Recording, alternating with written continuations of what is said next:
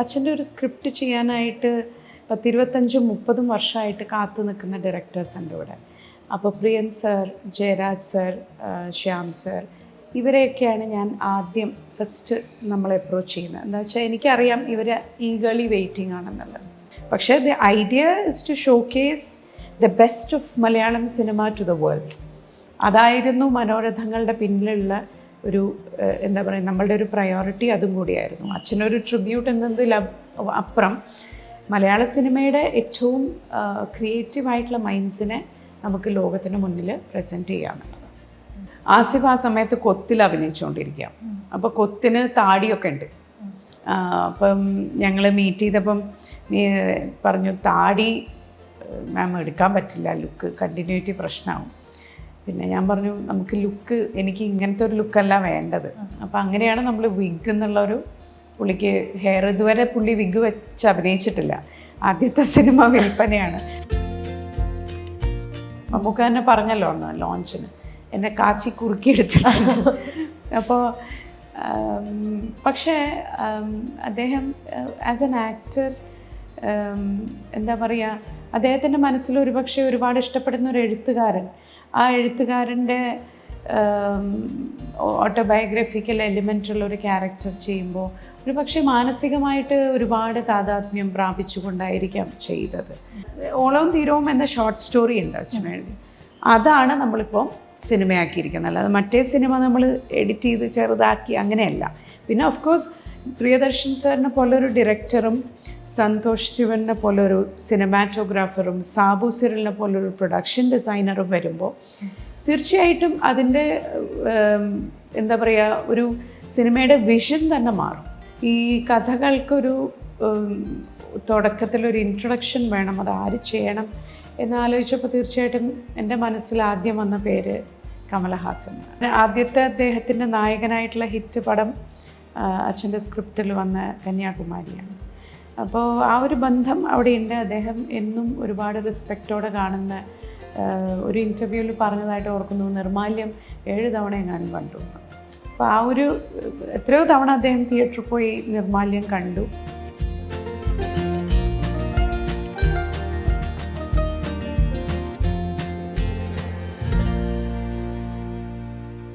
നമസ്കാരം, മീഡിയ വണ്ണോടൊപ്പം ഉള്ളത് അശ്വതിയാണ്. സ്വാഗതം.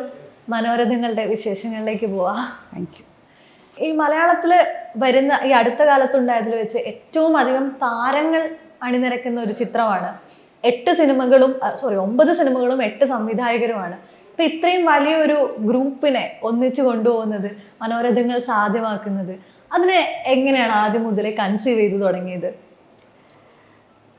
ഇത് കൺസീവ് ചെയ്തത് എങ്ങനെയാണെന്ന് വെച്ചാൽ, ലോക്ക്ഡൗണിൻ്റെ കോവിഡ് വന്ന സമയത്ത് ആദ്യത്തെ ലോക്ക്ഡൗണിൽ ഞാൻ നെറ്റ്ഫ്ലിക്സിൽ സ്റ്റോറീസ് ഓഫ് രവീന്ദ്രനാഥ് ടാഗോർ എന്ന് പറഞ്ഞൊരു സീരീസ് കണ്ടു. നല്ല പ്രൊഡക്ഷൻ വാല്യൂ ഉള്ള ഒരു സീരീസായിരുന്നു.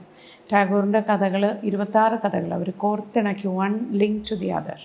അങ്ങനെയാണ് അത് കൺസീവ് ചെയ്ത് കണ്ടത്. അപ്പോൾ അത് കണ്ടപ്പോൾ എനിക്ക് മനസ്സിൽ തോന്നിയൊരാശയമാണ്, എന്തുകൊണ്ട് നമുക്ക് അച്ഛൻ്റെ കഥകൾ വെച്ച് ഇങ്ങനെ ഒരു സംഗതി ആലോചിച്ചുകൂടാം. അപ്പോൾ ഇതൊരു ആലോചനയായി മാത്രം തുടങ്ങി. പിന്നെ കുറച്ച് സുഹൃത്തുക്കളോടും ഒക്കെ ഇതിനെക്കുറിച്ച് സംസാരിച്ചു. അപ്പോൾ അത് നല്ലൊരാശയമാണ് എന്ന് തോന്നിയപ്പം അച്ഛനോട് അവതരിപ്പിച്ചു. അപ്പോൾ അച്ഛൻ OTTയിൽ ഇതുവരെ അച്ഛൻ്റെ സിനിമകളൊന്നും അച്ഛൻ അതിനുവേണ്ടി എഴുതിയിട്ടില്ല. അപ്പോൾ അങ്ങനെ ഒരു 3 hours അല്ലെങ്കിൽ ഒരു 2.5 hours ഒരു വലിയ സ്ക്രീൻ പ്ലേ എഴുതുന്നതിലും ഇത് കുറച്ചും കൂടി അച്ഛൻ്റെ ആരോഗ്യസ്ഥിതിയൊക്കെ നോക്കുമ്പോൾ ഇത് കുറച്ചും കൂടി എളുപ്പമാണെന്ന് തോന്നി. അപ്പോൾ അങ്ങനെ അച്ഛനും ഓക്കെ പറഞ്ഞു. അങ്ങനെയാണ് നമ്മൾ ഈ പ്രോജക്റ്റ് ഒരു കിക്ക് ഓഫ് ചെയ്യുന്നതെന്ന് പറയാം. പിന്നെ ഇതിൻ്റെ പ്രൊഡ്യൂസേഴ്സ് സരിഗമ ഇന്ത്യ, അവർ വന്നതോടുകൂടി നമുക്ക് ധൈര്യമായി. പിന്നെ ഇതിൻ്റെ ഒരു എക്സിക്യൂഷൻ എന്ന് പറയുന്നത് എല്ലാ ആക്ടേഴ്സും ടെക്നീഷ്യൻസും ഡയറക്ടേഴ്സും എല്ലാവരും ഇത് അച്ഛനുള്ളൊരു ട്രിബ്യൂട്ട് എന്നുള്ള നിലയ്ക്കാണ് സഹകരിച്ചത്. അപ്പോൾ ഞങ്ങൾക്ക് അതുകൊണ്ട് വലിയൊരു ബുദ്ധിമുട്ടുണ്ടായി എന്ന് പറയാൻ വയ്യ. ഓഫ് കോഴ്സ് മറ്റുള്ള എക്സ്റ്റേണൽ ഫാക്ടേഴ്സും അതിൻ്റെ റിസ്ക്കുകളും ചാലഞ്ചസും ഒക്കെ ഉണ്ടായിട്ടുണ്ട്. പക്ഷേ എങ്കിൽ കൂടിയും ഇങ്ങനെ ഇത്രയും പേരെ നമുക്ക് ഒന്നിച്ച് കൊണ്ടുവരുന്നത് അത്ര ഒരു വലിയൊരു ടാസ്ക് ആവാതിരുന്നത്, പ്രത്യേകിച്ചും എല്ലാവർക്കും MT എന്ന ആ വ്യക്തിയോട്, എഴുത്തുകാരനോട്, സിനാരിസ്റ്റിനോടുള്ള റെസ്പെക്റ്റും സ്നേഹവും തന്നെയാണ്. ആ ഗുഡ് വില്ലിൻ്റെ ഒരു അംശമാണ് എനിക്ക് കിട്ടിയത്. അതുകൊണ്ട് മാത്രമാണ് ഈ പ്രോജക്റ്റ് ഇന്നൊരു റിയാലിറ്റി ആയിരിക്കുന്നത്. ഓക്കെ, ഇതിൽ താരങ്ങളുടെ പുറമെ ടെക്നീഷ്യൻസിനെ നോക്കിക്കഴിഞ്ഞാലും ഇപ്പം മലയാളത്തിലുള്ള ഏറ്റവും വെൽ നോൺ ആയിട്ടുള്ളത്, ഈവൻ ഇന്ത്യയിൽ പോലും അറിയപ്പെടുന്ന ആളുകളാണ് എല്ലാവരും തന്നെ. ഇങ്ങനെ ടെക്നീഷ്യൻസിനെ ചൂസ് ചെയ്യണം എന്നുള്ളത് ഒരു തീരുമാനമായിരുന്നോ? നമ്മൾ ഡയറക്ടേഴ്സിൻ്റെ കാര്യത്തിൽ ആദ്യം തീരുമാനിച്ചത് എന്താണെന്ന് വെച്ചാൽ, അച്ഛൻ്റെ ഒരു സ്ക്രിപ്റ്റ് ചെയ്യാനായിട്ട് 25-30 വർഷമായിട്ട് കാത്തു നിൽക്കുന്ന ഡയറക്ടേഴ്സ് ഉണ്ട് ഇവിടെ. അപ്പോൾ Priyan sir, Jayaraj sir, Shyam sir, ഇവരെയൊക്കെയാണ് ഞാൻ ആദ്യം ഫസ്റ്റ് നമ്മൾ അപ്രോച്ച് ചെയ്യുന്നത്. എന്താ വെച്ചാൽ എനിക്കറിയാം ഇവർ ഈഗർലി വെയിറ്റിംഗ് ആണെന്നുള്ളത്. അതിന് ശേഷമാണ് നമ്മൾ ബാക്കിയുള്ള ഡയറക്ടേഴ്സ് എങ്ങനെ വേണം എന്നുള്ളതൊക്കെ നമ്മൾ ആലോചിക്കുന്നത്. പിന്നെ ഓഫ് കോഴ്സ് പ്രൊഡക്ഷൻ ഹൗസിൻ്റെ താല്പര്യങ്ങളും നമ്മൾ കണക്കിലെടുത്തുകൊണ്ടാണ് തീരുമാനങ്ങൾ എടുക്കുന്നത്. പിന്നെ ടെക്നീഷ്യൻസ് എന്ന് പറയുന്നത് നമ്മൾ അതായത് ഡയറക്ടേഴ്സിന് വിട്ടുകൊടുക്കുക ചെയ്യുന്നത്. അവർക്ക് ചൂസ് ചെയ്യാം ആര് വർക്ക് ചെയ്യണം, അവർക്ക് വേണ്ടി അവരുടെ ടീമിൽ ആരുണ്ടാവണം, കാസ്റ്റിംഗ് എങ്ങനെ വേണം എന്നുള്ളതൊക്കെ നമ്മൾ ഡയറക്ടേഴ്സിന് വിട്ടുകൊടുക്കുകയാണ് ചെയ്തത്. പിന്നെ ചില കാര്യങ്ങൾ നിർമ്മാതാക്കൾ പറഞ്ഞു, ചില നെയിംസ് ഉണ്ടായാൽ നല്ലത്, ചില ആക്ടേഴ്സ് ഉണ്ടായാൽ നല്ലത്, അവർക്കും അതൊരു അഡ്വാൻറ്റേജാണ് മാർക്കറ്റിങ്ങിനും വേണ്ടി. അപ്പോൾ അങ്ങനെ ഒരു ജോയിൻറ്റ് ഡിസിഷനാണെന്ന് പറയാം. പക്ഷേ the idea is to showcase the best of Malayalam cinema to the world. അതായിരുന്നു മനോരഥങ്ങളുടെ പിന്നിലുള്ള ഒരു എന്താ പറയുക, നമ്മളുടെ ഒരു പ്രയോറിറ്റി അതും കൂടിയായിരുന്നു. അച്ഛനൊരു ട്രിബ്യൂട്ട് എന്നതിലപ്പുറം മലയാള സിനിമയുടെ ഏറ്റവും ക്രിയേറ്റീവായിട്ടുള്ള മൈൻഡ്സിനെ നമുക്ക് ലോകത്തിന് മുന്നിൽ പ്രസൻറ്റ് ചെയ്യാമെന്നുള്ളത്. ഓക്കെ, ഇത്രയധികം താരങ്ങൾ വരുമ്പോൾ എന്തുകൊണ്ട് തിയേറ്ററിൽ അത് റിലീസ് ചെയ്തുകൂടാ എന്നുള്ളൊരു ചോദ്യം വരുന്നുണ്ട്. പക്ഷേ മലയാളത്തിൽ നോക്കിക്കഴിഞ്ഞാൽ ആന്തോളജികൾക്ക് തിയേറ്ററിൽ റിസപ്ഷൻ വളരെ കുറവാണ്. പകരം OTT വരുന്നതിന് വളരെ ഗ്ലോബലായിട്ടുള്ള ഒരു അപ്രിസിയേഷനും വരുന്നുണ്ട്. അത് തന്നെയാണോ OTT ചിത്രത്തെ കൊണ്ടുവരുന്നത്? ഞങ്ങളിത് തുടങ്ങുന്നത് കോവിഡ് കാലഘട്ടത്തിലാണ്. പിന്നെ ഞാൻ പറഞ്ഞല്ലോ, എൻ്റെ ഒരു ഇൻസ്പിറേഷൻ ടാഗോർ സ്റ്റോറീസ് ആയിരുന്നു. അപ്പോൾ അത് OTT വന്നു കഴിഞ്ഞാൽ അതിൻ്റെ ഒരു ഗുണം എന്താണെന്ന് വെച്ചാൽ ഒരു ഗ്ലോബൽ ഓഡിയൻസിന് അത് എത്തിക്കാൻ സാധിക്കും. ഇപ്പം ഇന്ത്യയിൽ മാത്രമല്ല, വിദേശത്തും ഒക്കെയുള്ള, വിദേശത്ത് ഒരുപാട് മലയാളി എക്സ്പാറ്റ് പോപ്പുലേഷനുള്ള സ്ഥലങ്ങളുണ്ട്. അപ്പോൾ അവിടെ നമുക്ക് ഇത് എത്തിക്കുക, അവിടുത്തെ ഓഡിയൻസിനെ ടാപ്പ് ചെയ്യുക. പിന്നെ ഒരുപാട് ഗൾഫിലൊക്കെ ഒരുപാട് മലയാളികൾ അച്ഛൻ്റെ കൃതികളുടെ ആരാധകരായിട്ടുണ്ട്. പിന്നെ ഈ പറഞ്ഞ പോലെ സ്റ്റാർസിൻ്റെ ഫാൻസ് ഒരുപാടുണ്ട്. അപ്പോൾ അവർക്കൊക്കെയും കാണാൻ സാധിക്കുക നമ്മൾ OTT ചെയ്താലാണ്. അപ്പോൾ it was A very clear decision. ഇതിൽ തന്നെ മോഹൻലാലിൻ്റെ സെഗ്മെൻറ്റ് വരുന്ന ഓളവും തീരവുമാണ്.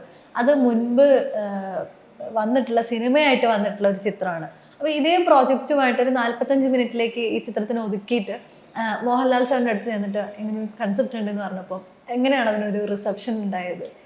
നമ്മളല്ല അത് പറയുന്നത്, അത് ആക്ച്വലി പ്രിയൻ സാറിൻ്റെ ഡിസിഷനായിരുന്നു.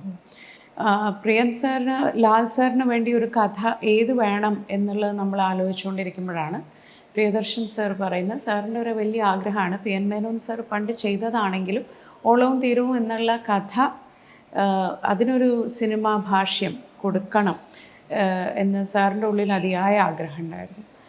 എനിക്ക് തോന്നുന്നു സാർ സിനിമയിൽ വരുന്നത് തന്നെ ആ സിനിമ കണ്ടതിന് ശേഷം ഇൻസ്പയർ ആയിട്ടാണ് സിനിമയിൽ വർക്ക് ചെയ്യണം എന്നുള്ളൊരു മൈൻഡ് സെറ്റൊക്കെ അദ്ദേഹത്തിന് വരുന്നത്. അപ്പോൾ അതുകൊണ്ട് തന്നെ സാറാണ് ഈ കഥ ചെയ്യാം, മോഹൻലാലിനെ വെച്ച് ഈ കഥ ചെയ്താൽ മതി എന്ന് തീരുമാനിക്കുന്നത്.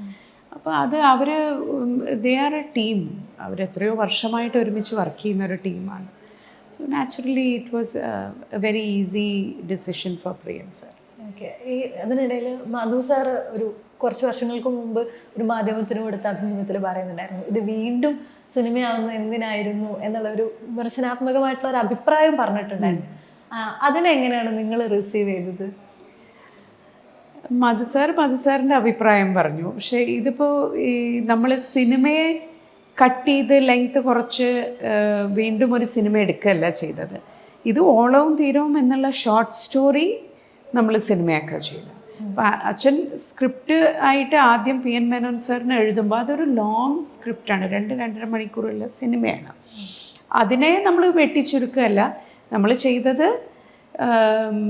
ഇതിൻ്റെ ഷോർട്ട് സ്റ്റോറിയോട് ചേർന്ന് നിൽക്കുന്ന രീതിയിൽ ഒരു സിനിമ ക്രിയേറ്റ്. പുതിയ രീതിയിൽ അതിനെ കൺസീവ് ചെയ്യണോ? പുതിയ രീതി എന്ന് പറഞ്ഞുകൂടാ, കഥയോട് ഓളവും തീരവും എന്ന ഷോർട്ട് സ്റ്റോറി ഉണ്ട് അച്ഛൻ എഴുതി, അതാണ് നമ്മളിപ്പോൾ സിനിമയാക്കിയിരിക്കുന്നത്. അല്ലാതെ മറ്റേ സിനിമ നമ്മൾ എഡിറ്റ് ചെയ്ത് ചെറുതാക്കി അങ്ങനെയല്ല. പിന്നെ ഓഫ് കോഴ്സ് പ്രിയദർശൻ സാറിനെ പോലൊരു ഡയറക്ടറും സന്തോഷ് ശിവനെ പോലൊരു സിനിമാറ്റോഗ്രാഫറും സാബു സിറിലിനെ പോലൊരു പ്രൊഡക്ഷൻ ഡിസൈനറും വരുമ്പോൾ തീർച്ചയായിട്ടും അതിൻ്റെ എന്താ പറയുക, ഒരു സിനിമയുടെ വിഷൻ തന്നെ മാറും.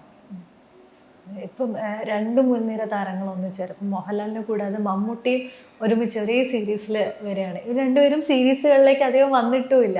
അപ്പം അതൊരു വലിയ ഭാഗ്യമല്ലേ, ഇവർ എല്ലാവരെയും കൂടെ ഒന്നിച്ചേരുന്നു. തീർച്ചയായിട്ടും ഞാൻ പറഞ്ഞല്ലോ, അതൊക്കെ എനിക്ക് അച്ഛനോട് ഇവർക്കൊക്കെയുള്ള സ്നേഹവും ബഹുമാനവും അതൊറ്റ കാരണം ആണ് അവരെല്ലാവരും ഒരുമിച്ച് ഒരു മനസ്സോടെ ഇതിൽ സഹകരിച്ചത്. അപ്പോൾ I don't take any credit for that. It is absolutely empty. Okay. ഇതിലൊരു സെഗ്മെൻറ്റ് സംവിധാനം ചെയ്തിട്ടുണ്ട്. ഇപ്പോൾ ട്രെയിലറിൽ നമുക്ക് ആസിഫ് അലിയുടെ മുഖത്തിൻ്റെ തൊട്ടടുത്ത് കാണാം അശ്വതി നായർ. ഈ സംവിധാന രംഗത്തേക്ക് വരണം, അത് മനോരഥങ്ങളിലൂടെ ആയിരിക്കണം എന്നുള്ളൊരു തീരുമാനം ഉണ്ടായിരുന്നു. അതോ ഇങ്ങനൊരു കഥയുണ്ട് എങ്കിലും ഒന്ന് സംവിധാനം ചെയ്തിരിക്കാം എന്നുള്ളൊരു ടേക്കായിരുന്നു. എങ്ങനെയാണ് സംവിധാനത്തിലേക്ക് വരുന്നത്?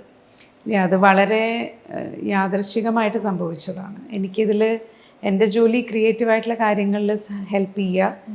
പിന്നെ ഇതിൻ്റെ ലൈൻ പ്രൊഡക്ഷൻ ചെയ്തത് എൻ്റെ കമ്പനിയാണ്. അപ്പോൾ ഞാനും സുധീർ അമ്പലപ്പാടും കൂടിയുള്ള കമ്പനി. അപ്പോൾ ആ ഒരു കാര്യങ്ങളും ആക്ച്വൽ എക്സിക്യൂഷൻ പ്രൊഡ്യൂസേഴ്സ് സരിഗമയാണെങ്കിലും ഇതിൻ്റെ ഡേ ടു ഡേ ഷൂട്ട് എക്സിക്യൂഷനൊക്കെ നമ്മളാണ് ചെയ്തത്. എന്താണെന്ന് വെച്ചാൽ to ensure that everything happens on time and smoothly. പിന്നെ ഞാൻ പറഞ്ഞല്ലോ, ഡിറക്ഷൻ, ആ വിൽപ്പന എന്നുള്ള കഥ വേറൊരു ഡയറക്ടർ ഒരു നോർത്ത് ഇന്ത്യൻ ആക്ട്രസിനെ വെച്ച് ചെയ്യാൻ ആദ്യം തീരുമാനമായതാണ്. പിന്നെ ചില കാരണങ്ങൾ കൊണ്ട് അത് നടക്കാതെ പോയി. അപ്പോൾ ആ കഥ വേണ്ട എന്ന് തന്നെ നമ്മൾ തീരുമാനിച്ചു, വേറെ ഏതെങ്കിലും സ്റ്റോറി നോക്കാം. പക്ഷെ ആ സമയത്താണ് സരിഗമയുടെ ക്രിയേറ്റീവ് ടീം എന്നോട് സംസാരിക്കുന്നത്, ഇത് മാഡത്തിന് ഈ കഥ വളരെ തറവാണ്, നിങ്ങൾ തന്നെ ചെയ്തൂടെ എന്ന് പറഞ്ഞിട്ട് അവരിങ്ങോട്ട് സജസ്റ്റ് ചെയ്യായിരുന്നു. ഞാൻ കുറേ അതിന്ന് ഒഴിവാവാൻ ഞാൻ കുറേ ശ്രമിച്ചു ആത്മാർത്ഥമായിട്ട്. പക്ഷേ അവർക്ക് നിർബന്ധമായിരുന്നു. പിന്നെ ഒരു സ്ത്രീയുടെ മനസ്സിലൂടെ കടന്നു പോകുന്ന, അവരുടെ ജീവിതത്തിൽ ഒരു വളരെ നിർണായക ഘട്ടത്തിലൂടെ കടന്നു പോകുന്ന ഒരു കഥയാണ്. അപ്പോൾ അതുകൊണ്ട് തന്നെ എനിക്ക് വിൽപ്പനയിലത്തെ ആ ഗീത പാരേഖ് എന്ന് പറഞ്ഞ ക്യാരക്ടറിൻ്റെ ഒരു ആർക്ക് നല്ലോണം എൻ്റെ മനസ്സിലുണ്ട്. അപ്പോൾ ആ ഒരു ധൈര്യം മാത്രമായിരുന്നു. പിന്നെ ഒരുപാട് സപ്പോർട്ട് ചെയ്തത് സന്തോഷ് ശിവൻ സാറാണ്. സന്തോഷ് ഏട്ടനാണ് ശരിക്കും പറഞ്ഞാൽ നിനക്കത് ചെയ്യാൻ പറ്റും, നീ ചെയ്താൽ നന്നാവും എന്നുള്ള ഒരു ധൈര്യം എനിക്ക് തന്നത് അദ്ദേഹമാണ്. So I'm very grateful to him. പിന്നെ ആസിഫ് ഇത്രയും പേരെടുത്തൊരു ആക്ടറായിട്ടും കൂടി ഒരു തുടക്കക്കാരിയായ എന്നെ പരിഗണിച്ചു, എന്നെ ട്രസ്റ്റ് ചെയ്തു ഈ കഥയെ വെച്ച്. അതുപോലെ മധുബാല, ഞാൻ 2 സൂം മീറ്റിംഗാണ് ആകെ ചെയ്തത് അവരുടെ അടുത്ത് ബിഫോർ ദ ഷൂട്ട്. എനിക്ക് നേരിട്ട് കാണാനൊന്നും പറ്റിയില്ല, കോവിഡ് ആയത് കാരണം നമുക്ക് ട്രാവലൊക്കെ റെസ്ട്രിക്റ്റഡ് ആയിരുന്നു. പക്ഷെ എങ്കിൽ കൂടിയും അവരും വളരെ നന്നായി വന്ന് സഹകരിച്ചു. So I am really grateful. അത് വളരെ യാദൃശ്ചികമായിട്ട് സംഭവിച്ചതാണ്, വളരെ കോൺഷ്യസ് ഡിസിഷനേ അല്ല. ഇതിൽ ആസിഫ് അലിയുടെ ഒരു ക്യാരക്ടർ കാണുമ്പോൾ നമുക്ക് പഴയ ശങ്കറിനെയൊക്കെ ഓർമ്മ വരുന്ന ഒരു കാലഘട്ടം തോന്നും. ഇപ്പം വിൽപ്പന എന്ന് പറയുന്നത് നമ്മൾ ആളുകൾ അത് കഥ കൺസീവ് ചെയ്യുന്നത് പലതരത്തിലായിരിക്കാം, പക്ഷെ നടക്കുന്ന ഒരു കാലഘട്ടത്തിനെ റിഫ്ലക്റ്റ് ചെയ്യുന്ന രീതിയിൽ ഇത്തരത്തിലായിരിക്കണം ആ കഥാപാത്രം എന്നുള്ള ഒരു മൈൻഡ് വരുന്നത് എപ്പോഴാണ്? അത് വായിക്കുമ്പോൾ തന്നെ നേരത്തെ ഉള്ളതായിരുന്നോ? ഇത് ലേറ്റ് 1980s സെറ്റ് ചെയ്ത കഥയാണ്. അപ്പോൾ നമ്മൾ എല്ലാ സ്റ്റോറീസും അതത് പീരിയഡിൽ സെറ്റ് ചെയ്ത് അങ്ങനെ തന്നെയാണ് ഷൂട്ട് ചെയ്തിട്ടുള്ളത്. നമ്മൾ പുതിയ കാലഘട്ടത്തിലേക്ക് മാറ്റി എഴുതിയിട്ടൊന്നുമില്ല. എന്താണോ കഥ അതേ കാലഘട്ടം പിടിച്ചുകൊണ്ട് തന്നെയാണ് എല്ലാ കഥകളും ഷൂട്ട് ചെയ്തിട്ടുള്ളത്. അപ്പോൾ ലേറ്റ് 1980s വരുമ്പോൾ ലുക്കും കാര്യങ്ങളൊക്കെ, ആസിഫ് ആ സമയത്ത് കൊത്തിൽ അഭിനയിച്ചുകൊണ്ടിരിക്കുക. അപ്പോൾ കൊത്തിന് താടിയൊക്കെ ഉണ്ട്. അപ്പം ഞങ്ങൾ മീറ്റ് ചെയ്തപ്പം പറഞ്ഞു, താടി മാം എടുക്കാൻ പറ്റില്ല, ലുക്ക് കണ്ടിന്യൂറ്റി പ്രശ്നമാവും. പിന്നെ ഞാൻ പറഞ്ഞു, നമുക്ക് ലുക്ക്, എനിക്ക് ഇങ്ങനത്തെ ഒരു ലുക്കല്ല വേണ്ടത്. അപ്പോൾ അങ്ങനെയാണ് നമ്മൾ വിഗ് എന്നുള്ളൊരു, പുള്ളിക്ക് ഹെയർ, ഇതുവരെ പുള്ളി വിഗ് വെച്ച് അഭിനയിച്ചിട്ടില്ല. ആദ്യത്തെ സിനിമ വിൽപ്പനയാണ്. കുറച്ച് പുള്ളിക്ക് ഡിസ്കംഫർട്ടൊക്കെ ഉണ്ടായിരുന്നു. പക്ഷേ നമുക്ക് ചില കഥകൾ വായിക്കുമ്പോൾ നമ്മുടെ ഒരാളുടെ ഒരു രൂപം, പിന്നെ ആ കാലഘട്ടം, ഇതൊക്കെ നമ്മൾ മനസ്സിൽ വെച്ചുകൊണ്ടാണല്ലോ ലുക്കും അതിൻ്റെ എൻവയറമെൻറ്റും ഒക്കെ ഡിസൈൻ ചെയ്യുന്നത്. അപ്പം അങ്ങനെയാണ് ആ ക്യാരക്ടർ അങ്ങനെ വന്നത്. ഇതിൽ മമ്മൂട്ടിയുടെ കഥാപാത്രം വളരെ സിഗ്നിഫിക്കൻ്റ് ആയിട്ട് വരുന്നൊരു ഒരു സെഗ്മെൻ്റ് ആണെന്ന് തോന്നുന്നു. അത് മമ്മൂട്ടിയാണെങ്കിൽ കഴിഞ്ഞ കുറേ കാലങ്ങളായിട്ട് ആളുകൾ ചെയ്യാത്ത എന്ന് പറയുന്ന കഥാപാത്രങ്ങളെല്ലാം ചെയ്ത് അങ്ങനെ ഒരു ഓൾറെഡി ഒരു ഇമേജ് അവിടെ ക്രിയേറ്റഡ് ആണ്. ഈ മനോരഥങ്ങളിലേക്ക് വരുമ്പോൾ അത് എത്രത്തോളം സാധ്യത മമ്മൂട്ടിയുടെ കഥാപാത്രത്തിനുണ്ട്? നേരെ തിരിച്ച് മമ്മൂട്ടി എത്രത്തോളം കഥയെയും ഇൻഫ്ലുവൻസ് ചെയ്യുന്നുണ്ട്? ഈ കഥ വർഷങ്ങൾക്ക് മുമ്പ് ഇത് ഒരു ഓട്ടോബയോഗ്രഫിക്കൽ എലിമെൻ്റുള്ള കഥയാണ്. അച്ഛൻ്റെ ആത്മാംശം അടങ്ങിയ കഥയാണ്. ഇതും നിൻ്റെ ഓർമ്മയ്ക്ക് എന്ന് അതിന് മുമ്പ് എഴുതിയ കഥയും. ഇപ്പം നിൻ്റെ ഓർമ്മയ്ക്കാണ് അച്ഛൻ ആദ്യം എഴുതിയത്. അതിനുശേഷം വർഷങ്ങൾക്ക് ശേഷം സിലോണിൽ ശ്രീലങ്കയിൽ പോയി വന്നിട്ടാണ് കടുകണ്ണാവ് എഴുതുന്നത്. അപ്പോൾ ഇത് രണ്ടും അച്ഛൻ്റെ ലൈഫുമായിട്ട് ബന്ധപ്പെട്ട് കിടക്കുന്ന രണ്ട് കഥകളാണ്. അതെല്ലാവർക്കും അറിയാം. അപ്പോൾ ഇത് വർഷങ്ങൾക്ക് മുമ്പ് മമ്മൂക്ക ഇതൊരു നിൻ്റെ ഓർമ്മയ്ക്ക് ബേസ് ചെയ്തൊരു സിനിമയാക്കാനും രഞ്ജേട്ടനും കൂടി ആലോചിച്ചിരുന്നു. പക്ഷെ എന്തോ അന്ന് ആ പ്രോജക്റ്റ് നടന്നില്ല. അപ്പോൾ വീണ്ടും നമ്മൾ ഈ മനോരഥങ്ങളുടെ കാര്യം സംസാരിച്ചു വന്നപ്പോൾ അങ്ങനെയാണ് ഈ കഥ തന്നെ മതിയെന്ന് നമ്മൾ തീരുമാനിക്കുന്നതും പിന്നെ അത് മമ്മൂക്ക ചെയ്താൽ അത് പെർഫെക്റ്റ് ആവും എന്നുള്ളത് വരുന്നതും അങ്ങനെയാണ് അതുണ്ടാവുന്നത്. അപ്പോൾ obviously there wasn't any other choice. Okay. Mammootty എനിക്ക് തോന്നുന്നു എം ടി സാറിന് ഒരുപാട് തിരക്കഥ വന്നത് പോലും എം ടി സാറിലൂടെയാണ്. അപ്പോൾ ആ ഒരു ഇമോഷൻ തീർച്ചയായിട്ടും അവിടെ വർക്കായിട്ടുണ്ടാകും. അതിൽ എന്തെങ്കിലും തരത്തിലുള്ള ഇൻപുട്ട് മമ്മൂട്ടിയിൽ നിന്ന് ഉണ്ടായിട്ടുണ്ടോ? അദ്ദേഹത്തിന് ആ സിനിമയിൽ വളരെ കുറച്ച് ഭാഗമേ ഉള്ളൂ. മമ്മൂക്ക തന്നെ പറഞ്ഞല്ലോ അന്ന് ലോഞ്ചിന് എന്നെ കാച്ചി കുറുക്കിയെടുത്തിട്ടുണ്ട്. അപ്പോൾ പക്ഷേ അദ്ദേഹം ആസ് എൻ ആക്ടർ എന്താ പറയുക, അദ്ദേഹത്തിൻ്റെ മനസ്സിൽ ഒരുപക്ഷെ ഒരുപാട് ഇഷ്ടപ്പെടുന്ന ഒരു എഴുത്തുകാരൻ, ആ എഴുത്തുകാരൻ്റെ ഓട്ടോബയോഗ്രഫിക്കൽ എലിമെൻ്റുള്ള ഒരു ക്യാരക്ടർ ചെയ്യുമ്പോൾ ഒരു പക്ഷേ മാനസികമായിട്ട് ഒരുപാട് താതാത്മ്യം പ്രാപിച്ചുകൊണ്ടായിരിക്കാം ചെയ്തത്. അപ്പോൾ അത് സിനിമ കാണുമ്പോൾ നിങ്ങൾക്ക് മനസ്സിലാവും. ഓക്കെ. മറ്റൊരു ഫാക്ടറുള്ള കമൽഹാസൻ വരുന്നു, നരേറ്ററായിട്ട് വരുന്നു. അപ്പം നമ്മൾ ട്രെയിലർ പോലും അവതരിപ്പിക്കുന്നത് കമൽഹാസനാണ്. ഇതേ പറഞ്ഞ ഒരു ആത്മബന്ധമാണോ കമൽഹാസനെ സിനിമയിലേക്ക് എത്തിക്കുന്നത്? അദ്ദേഹം ശരിക്കും പറഞ്ഞാൽ ആദ്യത്തെ അദ്ദേഹത്തിൻ്റെ നായകനായിട്ടുള്ള ഹിറ്റ് പടം അച്ഛൻ്റെ സ്ക്രിപ്റ്റിൽ വന്ന കന്യാകുമാരിയാണ്. അപ്പോൾ ആ ഒരു ബന്ധം അവിടെയുണ്ട്. അദ്ദേഹം എന്നും ഒരുപാട് റെസ്പെക്റ്റോടെ കാണുന്ന ഒരു ഇൻ്റർവ്യൂവിൽ പറഞ്ഞതായിട്ട് ഓർക്കുന്നു, നിർമാല്യം 7 തവണ എങ്ങാനും കണ്ടു. അപ്പോൾ ആ ഒരു എത്രയോ തവണ അദ്ദേഹം തിയേറ്ററിൽ പോയി നിർമാല്യം കണ്ടു. അപ്പോൾ അദ്ദേഹത്തിൻ്റെ മനസ്സിലും അച്ഛനോട് ഒരുപാട് റെസ്പെക്റ്റും സ്നേഹവും ഒക്കെ ഉണ്ട്. അപ്പോൾ ഇതിന് ഈ കഥകൾക്കൊരു തുടക്കത്തിലൊരു ഇൻട്രൊഡക്ഷൻ വേണം, അത് ആര് ചെയ്യണം എന്നാലോചിച്ചപ്പോൾ തീർച്ചയായിട്ടും എൻ്റെ മനസ്സിൽ ആദ്യം വന്ന പേര് കമലഹാസൻ എന്നാണ്. എന്താണെന്ന് വെച്ചാൽ ഒന്ന്, അദ്ദേഹത്തിന് സൗത്തിലെ എല്ലാ ലാംഗ്വേജിലും അറിയപ്പെടുന്ന ഒരു ആക്ടറാണ്. സൗത്ത് മാത്രമല്ല, ഇന്ത്യ മുഴുവനും. So is A well known name in all the languages. അപ്പോൾ ഇത് ഏത് ഭാഷയിലേക്ക് പോയാലും അവിടെ അതിനൊരു ആക്സെപ്റ്റൻസ് ഉണ്ടാവാം. അപ്പോൾ അങ്ങനെയാണ് അദ്ദേഹം ഈ പ്രോജക്റ്റിലേക്ക് വരുന്നത്. നേരിട്ട് അപ്രോച്ച് ചെയ്യായിരുന്നു ചെയ്തത്? അല്ല, അത് പ്രൊഡ്യൂസേഴ്സ് സരിഗമ അവരാണ് കൊണ്ടുവന്നത്. ഇതാണ് സംഗതി എന്ന് പറഞ്ഞപ്പോൾ അദ്ദേഹം വളരെ സന്തോഷത്തോടെ എഗ്രി ചെയ്യാണ് ചെയ്തത്. ഞാൻ നരേഷൻസ് ഞാൻ എഴുതി കൊടുക്കുകയാണ് ചെയ്തത്. അച്ഛൻ്റെ കഥകൾ കൂട്ടിച്ചേർക്കണം എന്ന് പറഞ്ഞ സമയത്ത് ആദ്യം കൺസീവ് ചെയ്തത് സ്ത്രീ കഥാപാത്രങ്ങളെ വെച്ചുകൊണ്ടുള്ള ഒരു 20 കഥകൾ ആണെന്ന് ഞാൻ ഒരു സ്ഥലത്ത് വായിച്ചു.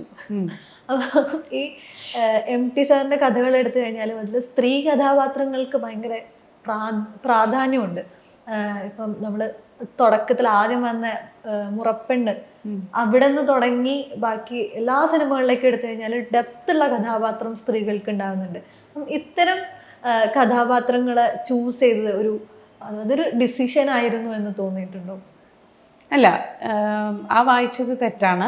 ആദ്യം ഒരു 50 സ്റ്റോറീസിൻ്റെ ഒരു ലിസ്റ്റ് ഉണ്ടാക്കി. പിന്നെ അതിന്ന് ഒരു 20 എണ്ണമാക്കി ചുരുക്കി. അപ്പോൾ ഇതിൽ നമ്മളുടെ ക്രൈറ്റീരിയ ആകെ ഒന്നായിരുന്നു, ഓരോ കഥയും വ്യത്യസ്തമായിരിക്കണം. അല്ലാതെ സ്ത്രീപക്ഷം എന്നൊന്നും നമ്മൾ ചിന്തിച്ചിട്ടില്ല. ഓരോ കഥയും ഒന്നിനൊന്ന് വ്യത്യസ്ത പശ്ചാത്തലമാവണം, വ്യത്യസ്തങ്ങളായ എന്താ പറയുക ഇഷ്യൂസ് അല്ലെങ്കിൽ അങ്ങനത്തെ കൈകാര്യം ചെയ്യുന്നതാവണം എന്നൊക്കെയായിരുന്നു നമ്മൾ ചിന്തിച്ചത്. പിന്നെ ഓരോ ഡയറക്ടേഴ്സും ഈ 20 അവസാനത്തെ 9 വരാൻ നമ്മൾ 2-3 കഥകൾ, ഇപ്പോൾ കാഴ്ച, ഷെർലക്, ഇതൊക്കെ കടുകണ്ണാവ, ഇതൊക്കെ എന്തായാലും വേണം എന്ന് ആദ്യമേ ഞങ്ങൾ തീരുമാനിച്ചിരുന്നു.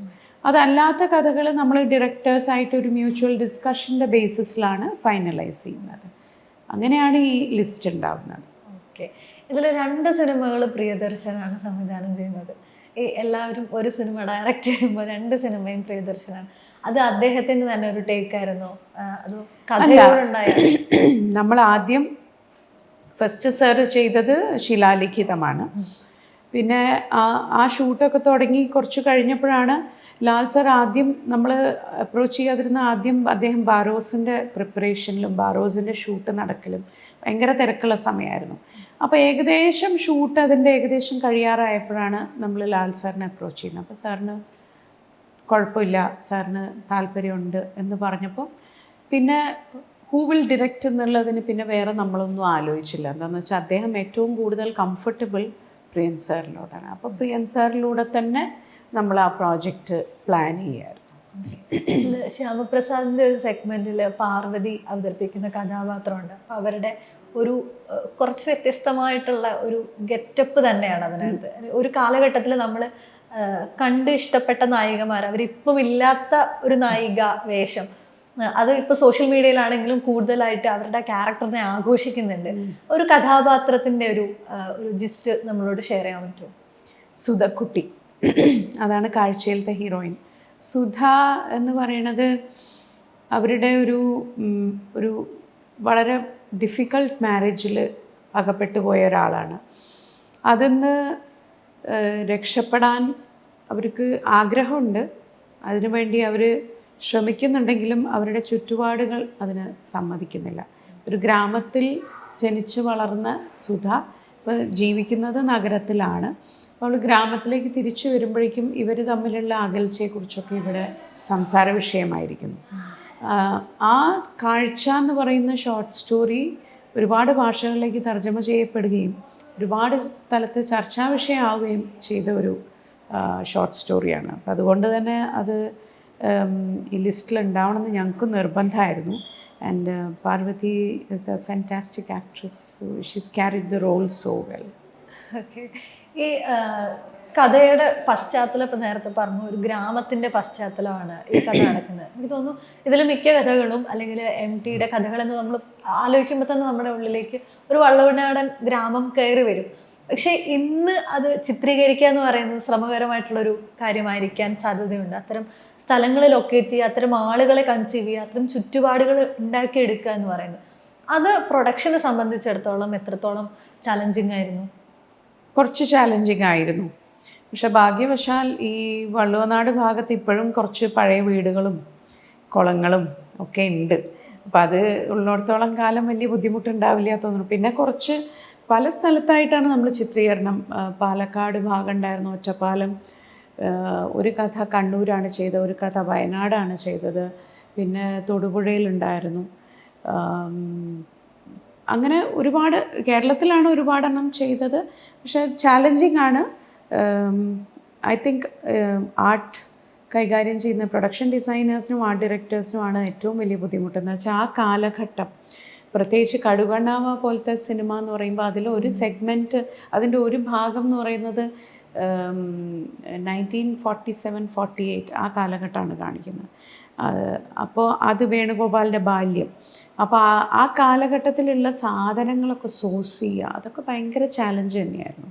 പിന്നെ ഷെർലോക്ക് വിദേശത്ത് സെറ്റ് ചെയ്ത ഒരു കഥയാണ്, അമേരിക്കയിൽ സെറ്റ് ചെയ്ത കഥയാണ്. അമേരിക്ക ആ സമയത്ത് ഷൂട്ടിനൊന്നും ഓപ്പൺ അല്ല, വിസയ്ക്ക് ഓപ്പൺ അല്ല. അതുകൊണ്ടാണ് നമ്മൾ കാനഡയിൽ, which has almost the same landscape, അവിടെ ഷൂട്ട് ചെയ്യുന്നത്.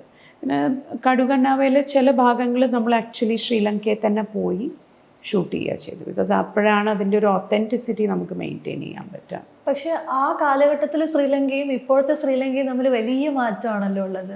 ഒരുപാട് മാറിയിട്ടില്ല ആക്ച്വലി. ഉൾനാടൻ പ്രദേശങ്ങളിൽ പോയി കഴിഞ്ഞാൽ ശ്രീലങ്കയ്ക്ക് വലിയ മാറ്റമൊന്നുമില്ല. ശ്രീലങ്കയുടെ ഭൂപ്രകൃതിയും കേരളത്തിൻ്റെ ഭൂപ്രകൃതിയും നോക്കിയാൽ വളരെ സാമ്യമുണ്ട്. അപ്പോൾ it was not very difficult. നമ്മൾക്ക് നല്ല ആർട്ട് ഡയറക്ടേഴ്സും, പ്രശാന്ത് മാധവാണ് അതിൻ്റെ ആർട്ട് ചെയ്തത്. So I think he has managed it very well. Okay. ഇപ്പോൾ MTയുടെ കഥകളിലേക്ക് വീണ്ടും വന്നു കഴിഞ്ഞാൽ മലയാളികൾക്ക് എപ്പോഴും പ്രിയപ്പെട്ട കഥകളാണ് MTയുടെ കഥകൾ.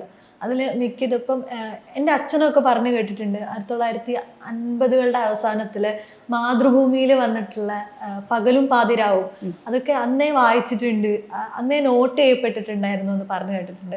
അപ്പം ഈ കഥകളെല്ലാം ഫോളോ ചെയ്യുന്ന, പുതിയ കഥകൾ വന്നാലും അത് ഫോളോ ചെയ്യുന്ന, അതിൽ MTയുടെ എഴുത്തുകളിലെ മാറ്റങ്ങൾ വിശകലനം ചെയ്യുന്ന ഒരു തലമുറ എപ്പോഴും നിലനിൽക്കുന്നുണ്ട്.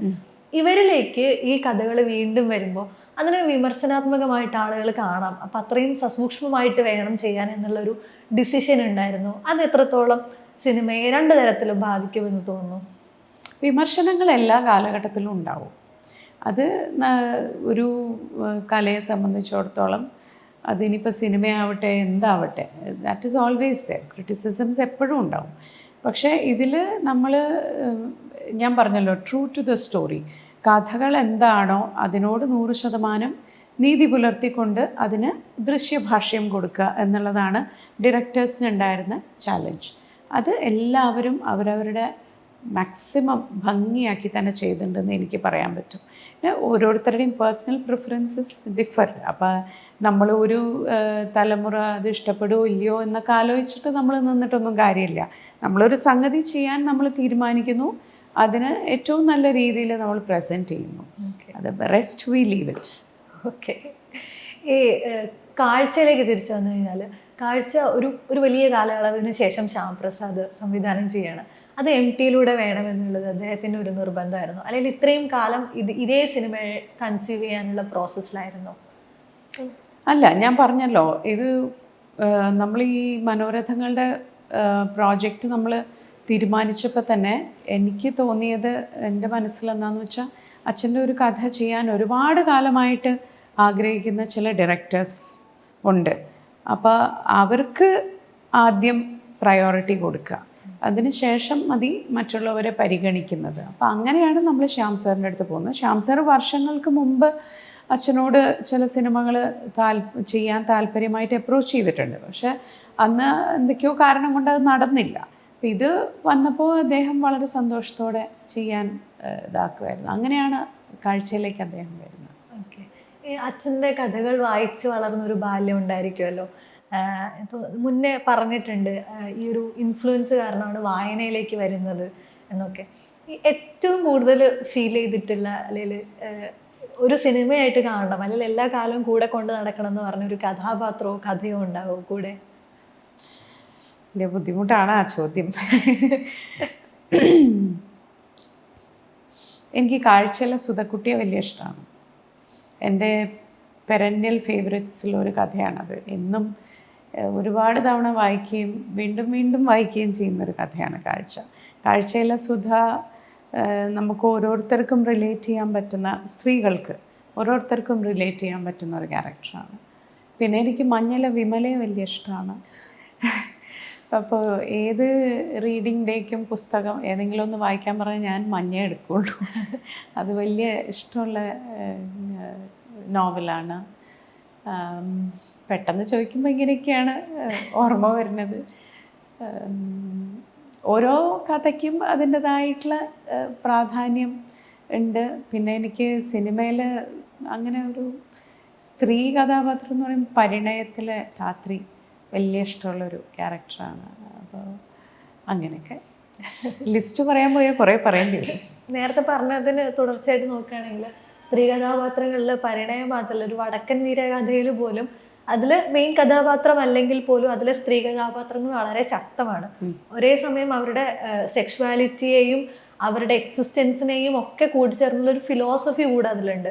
അപ്പോൾ ഇത്തരം ഫിലോസഫികൾ MT സാർ ഓൺ ചെയ്യുന്നുണ്ടോ പേഴ്സണൽ ലൈഫിൽ? ഞാൻ രണ്ട് കാര്യങ്ങൾ എപ്പോഴും എനിക്ക് തോന്നിയിട്ടുള്ളത് എന്താണെന്ന് വെച്ചാൽ, അച്ഛൻ he's A humanist first and foremost. മനുഷ്യനാണ് അവിടെ പ്രധാനം. അതിനപ്പുറമേ എന്തുള്ളൂ. മനുഷ്യൻ്റെ വികാരങ്ങളും മനുഷ്യൻ്റെ മനസ്സിൻ്റെ സഞ്ചാരങ്ങളും ഒക്കെയാണ്. And those emotions are not black and white, they can be grey. അതാണ് ഏറ്റവും കൂടുതൽ അച്ഛൻ്റെ എഴുത്തുകളിൽ നിന്ന് എനിക്ക് തോന്നിയിട്ടുള്ളത്.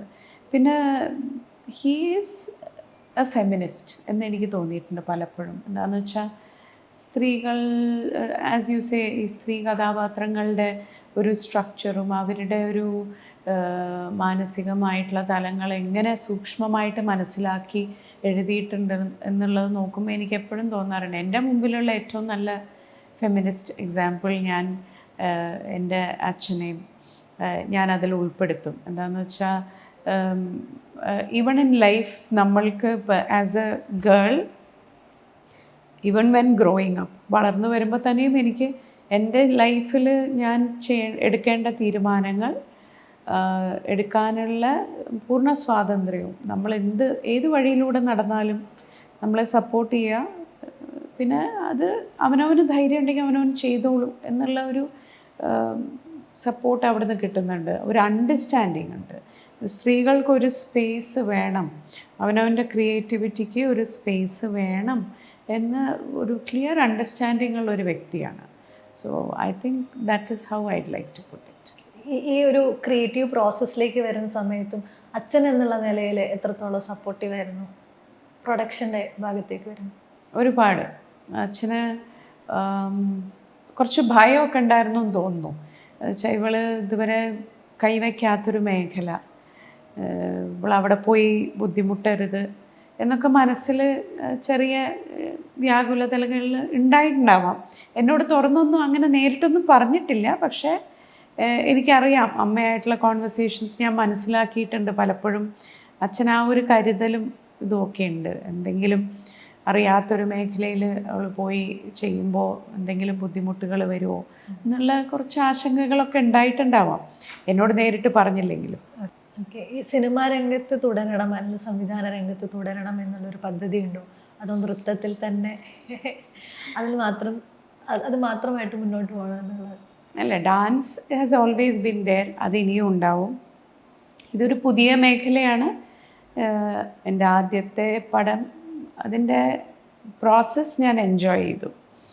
അപ്പോൾ തീർച്ചയായിട്ടും നല്ല കഥകൾ വന്നാൽ ചെയ്യണം എന്ന് തന്നെയാണ് ആഗ്രഹം. ഓക്കെ, ഈ ഒരു സീരീസ് എടുത്തു കഴിഞ്ഞാൽ സ്വന്തം സിനിമ എപ്പോഴും ഫേവറേറ്റ് ആയിരിക്കും. അത് മാറ്റി നിർത്തി കഴിഞ്ഞാൽ മനോരഥങ്ങളിൽ ഏറ്റവും കൂടുതൽ കണക്റ്റഡ് ആയിട്ടുള്ള ഒരു സെഗ്മെൻ്റ് ഏതായിരിക്കും? Very very difficult question, I will not answer. എന്താണെന്ന് വെച്ചാൽ ഓരോ കഥയും യുണീക്കാണ്. ഓരോ ഡയറക്ടറും അതിലേക്ക് കൊണ്ടുവന്നിട്ടുള്ള സെൻസിബിലിറ്റി യുണീക്കാണ്. അപ്പോൾ എനിക്ക് മനോരഥങ്ങൾ 9 കഥകളും പ്രിയപ്പെട്ടതാണ്. ഇപ്പോൾ ആദ്യത്തെ സിനിമ സ്ക്രീനുകളിലേക്ക് എത്താൻ പോവുകയാണ്. അതിനൊരു എക്സൈറ്റ്മെൻറ്റും അതേപോലെ തന്നെ അതിലൊരു ഭയവും ഉണ്ടായിരിക്കാം. ഇപ്പോൾ ഈ ഒരു ഇത്രയും കാലത്ത് കോവിഡിന് ശേഷം തുടങ്ങിയതാണ് ഇതിൻ്റെ പ്രോസസ്സ്.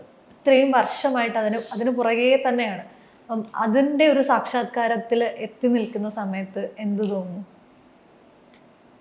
ഒരുപാട് നന്ദി തോന്നുന്നു.